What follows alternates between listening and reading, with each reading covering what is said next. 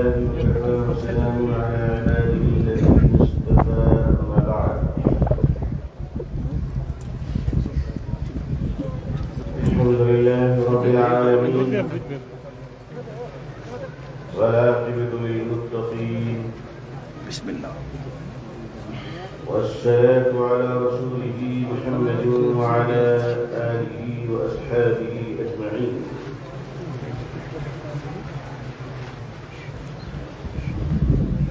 رب اشرح لي صدري ويسر لي أمري واحلل عقدة من لساني يفقهوا قولي. رب يسر ولا تعسر وتمم بالخير. ربي زدني علما ربي زدني علما اللهم ربي زدني علما والحقني بالصالحين.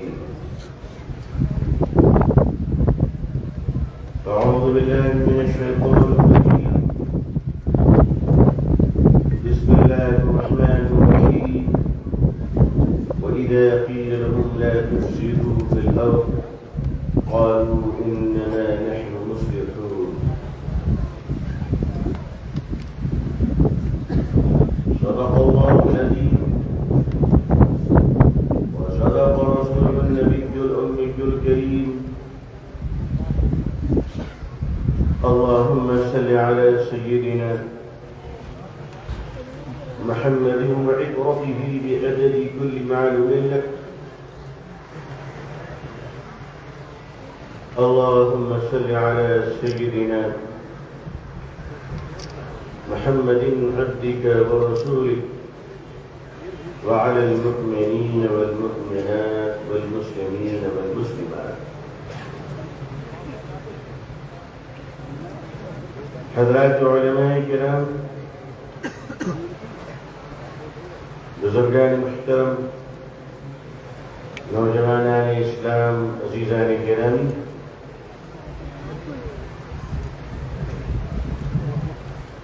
انسان اگر ضرورت بن جائے تو وہ ہر ایک کی نظروں کے محبوب ہو جائے گا،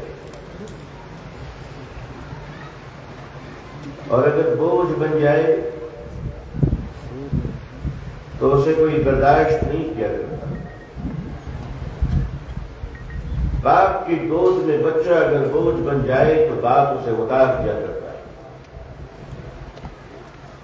ماں کی گود میں پرورش پانے والی اولاد اگر بوجھ بن جائے تو مائیں اسے اتار دیا کرتی۔ یاد رکھیے، اللہ تبارک و تعالی نے ہمیں زمین کا بوجھ نہیں بلکہ کائنات کے لیے امت خیر بنا کر دی جائے۔ اپنی بدعمالیوں کے سبب اگر انسان بوجھ بن جائے معاشرے کے تو معاشرہ تبدیل ہو جائے کرتا ہے۔ اپنی کاہلی، سستی اور نکمے پن کی وجہ کر اگر اولاد والدین پر بوجھ بن جائے تو اولاد اس سے والدین اس سے جان چھڑانے کی فکر میں رہتی ہے۔ اگر معاشرے پر بوجھ بنو گے تو معاشرہ تم سے رشتہ منقطع کرے گا۔ لوگوں، سماج پر بوجھ نہ بنو، لوگوں زمین پر بوجھ نہ بنو، لوگوں انسان کے لیے تکلیف کا باعث نہ بنو۔ آپ اگر محبوب بن جائیں گے، آپ اگر ضرورت بن جائیں گے تو دشمن بھی آپ کی قدر کرے گا۔ پیاسا دشمن ہے اور پانی جس آدمی کے پاس ہے اسے ہم پسند تو نہیں کرتے، مگر پیاس کی شدت ہمیں اس کے در تک پہنچا دیا کرتے۔ ضرورتیں پسند اور ناپسند کو نہیں دیکھا کرتی، ضرورتیں بتلاشی اور دیوانی ہوا کرتی، ضرورتیں فنا ہوا کرتی ہیں۔ عزیزان ملت، اللہ کے آخری رسول، کائنات کے رحمت للعالمین، ہمارے اور آپ کے آقا طٰہٰ اور یاسین حضرت محمد رسول اللہ صلی اللہ علیہ وسلم نے امت مسلمہ کو اس دنیا میں بوجھ نہیں بلکہ انسان کی ضرورت بنایا ہے۔ اور اگر کوئی مسلمان ضرورت بننے کے بجائے بوجھ بن جائے تو پھر وہ مسلمان ہونے کے باوجود محبوب نہیں بلکہ مردود ہو جایا کرتا ہے۔ دیکھو، مال محبوب ہے یا مردود، یہ کون طے کرے گا؟ مال محبوب ہے یا مردود، یہ کون طے کرے گا؟ یہ اس کا مصرف طے کرے گا۔ اگر مال رشوت میں گیا ہے تو مردود ہے، اور اللہ کے راستے میں گیا تو محبوب ہے۔ انسان کی زندگی کے نظام و اوقات، اس کی صلاحیت، اس کا روب و دبدبہ، اس کے پاور، اس کے انفلوئنس اور اس کی طاقت، اس کی مال و دولت، اس کی سلطنت، اس کے اختیارات محبوب ہے مردود، یہ اس کا مصرف طے کرے گا۔ اگر تم نے اللہ کی مخلوق اور انسانیت کے لیے اپنے دل محبت کو کھول دیا اور تمہارے دل کے دروازے پر ہر آنے والے نے دستک دے کر اس روشنی عظیم کو پا لیا، اس چراغ سے اپنے آپ کو راستے ڈھونڈ لیے، جس چراغ کو، جس روشنی کو نبی کریم صلی اللہ علیہ وسلم نے 1450 سال پہلے امت کے حاضر نے دیا ہے، اگر امت نے ظلمت کی آندھی اور طوفان سے اس چراغ کی حفاظت کر لی تو پھر یہ امت غلام نہیں بلکہ کائنات کی امام ہے۔ لیکن اگر تم نے اپنے ہاتھوں سے اس چراغ کی روشنی کو مدھم کر دیا، اگر تم اس چراغ کو روشن نہ رکھ سکے تو یاد رکھو، آن ڈیوٹی آفیسر اگر ایماندار ہو تو اس کی عزت ہوتی ہے، اور اگر وہ قانون کے خلاف چلے تو قانون اسے مجرم قرار دیا جاتا ہے۔ امت مسلمہ، آپ بہت قیمتی امت ہے، آپ بہت قیمتی لوگ ہیں، آپ اللہ تعالیٰ کے بڑے قیمتی بندے ہیں، اللہ نے آپ کو عزت کے ساتھ دنیا میں بھیجا ہے۔ اللہ نے صرف سیب و زعفران کے ساتھ نہیں بلکہ عزت و اکرام کے ساتھ آپ کو دنیا میں بھیجا ہے۔ آپ اگر اپنی قدر و قیمت آپ نہیں پہچانیں گے تو دنیا میں کوئی انسان، کوئی حکومت، کوئی طاقت، کوئی طاقت آپ کی قدر نہیں کر سکتی ہے جب تک کہ آپ اپنی قدر و عظمت کو ثابت نہ کریں۔ آپ کو ثابت کرنا پڑے گا بارش قاعدے سے، اللہم صیبا نافعا۔ میں یہ نہیں کہوں گا کہ بارش میں بہادری کیجیے، سب کہنے کی باتیں کہ لوگوں بارش کو برداشت نہیں کر سکتے ہو، نہیں، بارش سے بھی بچنا سنت ہے، دھوپ سے بھی بچنا سنت ہے۔ غیر ضروری بہادری کا مظاہرہ کر کر آپ بخار میں مبتلا رہیں گے، ثواب ملے گا کہ نہیں ملے گا مجھے نہیں معلوم۔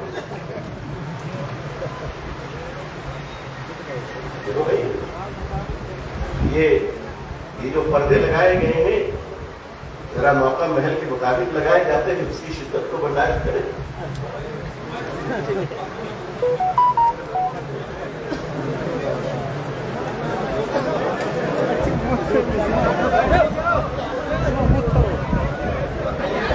اور میں بارش کے رکنے کی بھی دعا نہیں کروں گا، اس لیے کہ اللہ کی رحمت ہے۔ بالکل آپ یہ سب توقع مجھ سے نہ رکھیں کہ میں آپ سے کہوں آپ بھیگ کر بیان سنیے اور بارش بند ہو جائے، یہ غیر ضروری بات ہے۔ یہ سب دعائیں فجر میں ہو چکی ہے الحمدللہ، ہے نا، فجر میں ہو چکی ہے، اس کے بعد بھی بارش ہو رہی ہے، اللہ کی مشیت ہے، اللہ کی مشیت ہے۔ تو عزیزان ملت، آپ کہیں تو بات جاری رکھو انشاءاللہ۔ دیکھیے آپ لوگ بہت بہادر لوگ ہیں، میں آپ کی بہادری کا مقابلہ نہیں کر سکتا۔ آپ حضرات تو دنیا میں ٹائم پاس کے لیے آئے، اصل میں تو آپ جنتی مخلوق ہیں، آپ سب جنتی مخلوق ہیں، اور ویسے بھی دنیا میں ہم لوگ تھوڑے دنوں کے لیے آئے ہے نا۔ کہاں تھے ہم لوگ؟ تھے بھی جنت میں اور جائیں گے بھی انشاءاللہ جنت میں۔ ارے آپ آمین تو کہتے ہیں انشاءاللہ۔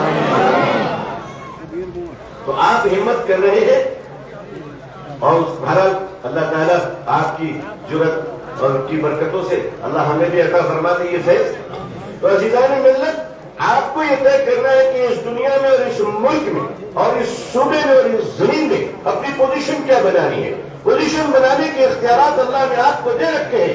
آپ یہ طے کریں کہ آپ کا کردار، آپ کا بیہیویئر، آپ کا کریکٹر یہ طے کرے گا کہ انسان محبوب ہے یا انسان مردود ہے۔ جیسے مال کا مصرف یہ طے کرتا ہے کہ مال محبوب ہے یا مردود ہے، اسی طرح انسان کا کریکٹر، انسان کا بیہیویئر، انسان کا کردار، انسان کا اخلاق، انسان کی اعتبار، اس کی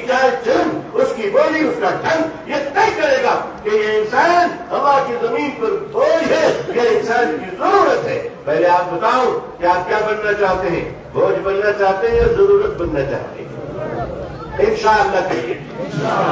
اس کے لیے ہندی میں ایک شبد کا پریوگ کیا جاتا ہے کہ اندر آتما کی آواز آنی چاہیے، اندر آتما، اندر سے آواز آنی چاہیے خود کو بدلنے کی۔ دیکھو یاد رکھو، جس انڈے کو تم نے باہر سے توڑا ہے اس میں موت ہے، اور جس انڈے کو چوزے نے اندر سے توڑا ہے اس سے زندگی نکلتی ہے۔ جب آپ کے اندر سے کوئی آواز آئے گی تو وہ زندگی ہوگی، وہ زندگی کی رونق ہوگی، وہ ایک ترقی ہوگی، وہ ایک شفق ہوگا، اور وہ ایک نور ہوگا جس کی روشنی لوگ معرفت و تزکیہ کے طور پر قبول فرمائیں گے۔ تو عزیزان ملت، آپ کی جرأت کافی نہیں ہے، بلکہ جرأت اخلاق کے ساتھ ہو۔ آپ کا حوصلہ کافی نہیں ہے، بلکہ حوصلہ محبت کے ساتھ ہو۔ آخر وہ چائے ہی کیسی جو آپ کے صوبے کے باہر جا کر میٹھی نہ ہو اور آپ کے یہاں کے نمکین نہ ہو۔ وہ چائے ہی کیسی ہے، وہ شربت کیسی جس میں شکر نہ ہو، وہ انسان، وہ مسلمان کیسا جس کے اخلاق کی چاشنی کا اندازہ غیروں کو محسوس نہ ہو، جس کے اخلاق کی مٹھاس محسوس نہ ہو۔ جب میں اس غیرت مند عظیم الشان مجلس سے ایمان والے یہ قافلے جو یہاں بیٹھے ہوئے ہیں، میں آپ سے ایک سوال پوچھنا چاہتا ہوں۔ آپ سے سوال یہ ہے کہ ہمارے اور آپ کے آقا حضرت محمد رسول اللہ صلی اللہ علیہ وسلم، اللہ کی طرف سے آپ کو جو نبوت ملی تو آپ کی عمر عام طور پر کیا مشہور ہے؟ کتنے سال کے تھے؟ 40 سال۔ بھائی عمومی مفہوم تو یہ ہے نا کہ آپ صلی اللہ علیہ وسلم کی عمر شریف 40 سال کی تھی۔ تو نماز فرض کب ہوئی؟ 40 سال کے بعد۔ بھائی جب نبوت ملی تب احکام نماز آئے، تو نماز فرض ہوئی 40 سال کے بعد، نبوت کے بعد، میری مراد نبوت کے بعد۔ روزہ کب فرض ہوا؟ نبوت کے بعد۔ حج کب فرض ہوا؟ نبوت کے بعد۔ اچھا بتاؤ کیا زکوٰۃ کب فرض ہوئی؟ نبوت کے بعد۔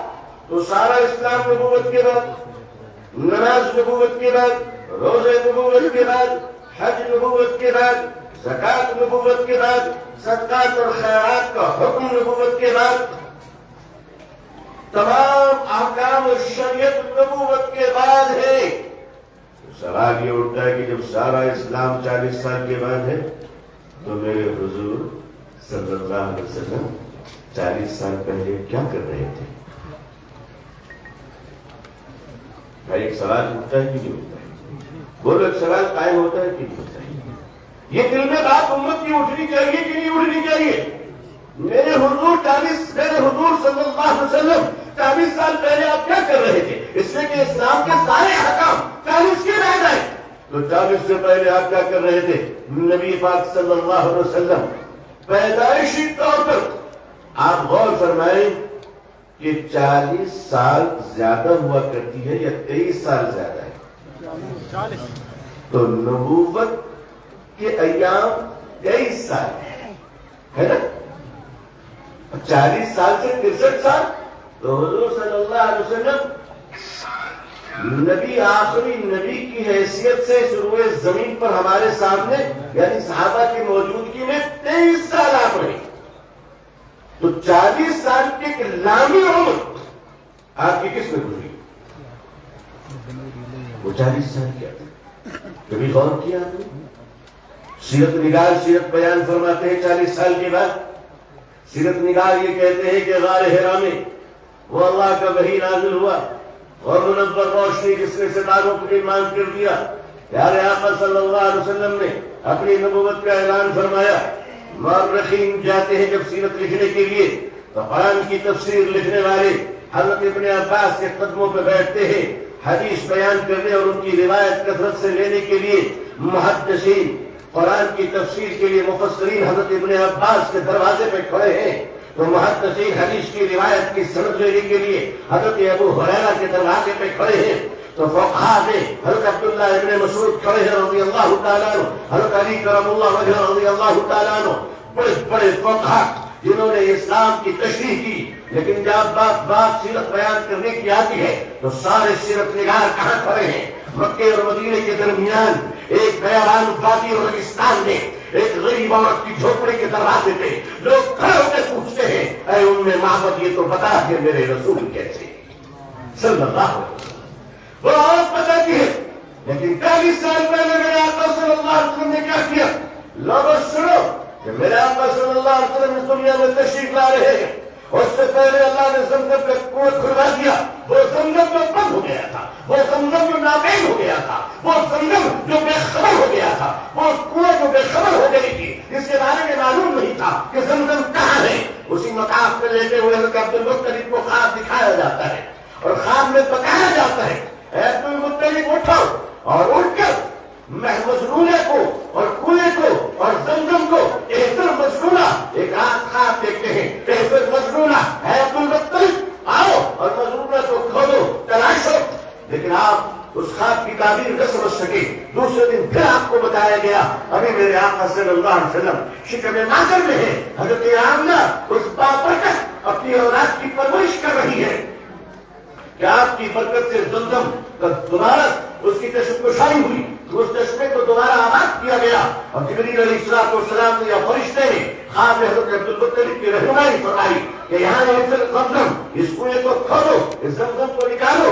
آپ کو یاد ہے کہ وہاں بہا کا لشکر جب آیا تھا کعبۃ اللہ کو نصف نابود کرنے کے لیے, حرم کو برباد کرنے کے لیے, حرم کے در و دیوار کو توڑنے کے لیے, حرم کے وجود کو مٹانے کے لیے, تو عبد المطلب تشریف آئے اپنے بہو کے پاس اور کہنے لگے بیٹا آمنہ تیرے پیٹ میں تیرے شکم میں جو بچہ ہے آؤ ذرا اس کے سکتے سے دعا مانگ کر رب کریم سے کعبے کی طرف اس کی دعا کو کر لے. حضرت آمنہ تو حضرت آمنہ آمین فرما کے حضرت عبد المطلب نے دعا فرمایا. بات آگے جاتی ہے میرے آقا صلی اللہ علیہ وسلم دنیا میں تشریف لاتے ہیں تو لوگوں وہ منظر بھی کیسا تھا کہ حضرت سومیہ رضی اللہ تعالیٰ عنہ جو ابو لہب کی بازی کی اور ابو لہب جو ایمان نہیں لایا, ابو لہب جو بدترین دشمن رہا اسلام کا, ابو لہب جو بدترین دشمن رہا اپنے عزیز بھتیجے یتیم بھتیجے کا, ابو لہب جو بدترین دشمن رہا اللہ کے آخری رسول حضرت محمد رسول اللہ صلی اللہ علیہ وسلم کا. لیکن ان سارے واقعات کے باوجود حالانکہ ابو لہب نے حضور صلی اللہ علیہ وسلم کی پیدائش پر اپنی خوشی کا اظہار تو کیا تھا. حضرت سومیہ جو آپ کی باندھی تھی انہوں نے جب صبح صبح اطلاع دی کہ ابو لہب بھتیجا مبارک ہو, عبداللہ مرحوم کے یتیم بھتیجا یتیم بیٹا آپ کو مبارک ہو, تو ابو لہب نے اپنی باندھی کو اپنے بھتیجے کی ولادت کی خوشی میں آزاد کر دیا تھا. لیکن آپ نے غور فرمائے آزاد تو ہم کر دیا, آپ صلی اللہ علیہ وسلم بڑے ہوتے رہے, آپ صلی اللہ علیہ وسلم نے حلف الفضول نامی کا تنظیم قائم کی. آپ کی نبوت کا اعلان نہیں ہوا تھا, 16-17 سال کی عمر تھی. میرے آقا صلی اللہ علیہ وسلم جب مکے کی گلیوں میں چلتے تھے تو بڑے بڑے چودھری کھڑے ہو جایا کرتے تھے. لوگ پوچھتے تھے آپ کن کے لیے کھڑے ہوئے, کہا دیکھتے نہیں ہو وہ سچ بولنے والا آ رہا ہے, وہ امانت رکھنے والا آ رہا ہے, وہ انسان کے کام آنے والا آ رہا ہے, وہ بھوکوں کو کھانا کھلانے والا آ رہا ہے, وہ پیاسوں کو پانی پلانے والا آ رہا ہے, وہ بھٹکے ہوئے مسافروں کو راہ دکھانے والا آ رہا ہے. میرے آقا صلی اللہ علیہ وسلم نے مکے میں ایک سوسائٹی بنائی اور فرمایا کہ اگر مکے میں کوئی بھوکا رہ جائے تو محمد کو آواز دینا, محمد اس کے کھانے کا انتظام کرے گا صلی اللہ علیہ وسلم. کہا کہ اگر کوئی مسافر کو رہنے کی جگہ کی ضرورت ہو تو محمد کو آواز دینا, محمد صلی اللہ علیہ وسلم تمہاری ضرورتوں کو پوری کرے گا. عزیزان ملت 40 سال تک 40 سال کے بعد جب نبوت آئی تو آپ نے نماز سکھایا, آپ نے روزے سکھائے, آپ نے حج سکھائے, آپ نے زکوٰۃ کی تعلیم دی, آپ نے اسلام و شریعت کی تعلیم دی. لیکن میرے بزرگوں 40 سال تک میرے آقا صلی اللہ علیہ وسلم نے لوگوں کو جو تعلیم دی وہ تعلیم یہ تھی کہ اخلاق کے معیار کو بلند کر دو.